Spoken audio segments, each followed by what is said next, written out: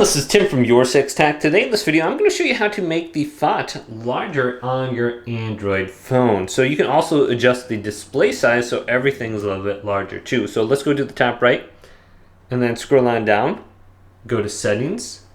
Then what we want to do is go on down to where it says display and brightness.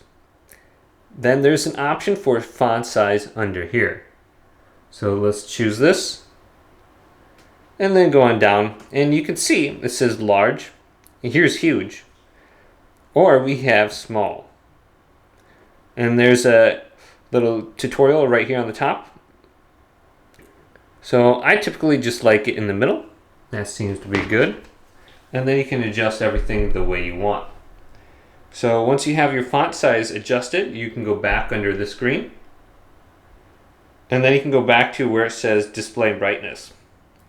And there is an option for display size right here. So if we go to display size, you can make your entire display a little bit bigger. So you can see everything gets a little bit bigger or smaller depending on this. I typically just like mine at the largest for the display size. Then all the icons are going to be a little bit larger too. Now there's one more thing under the main settings menu once again. Let's go to home screen and style. And then go to home screen settings.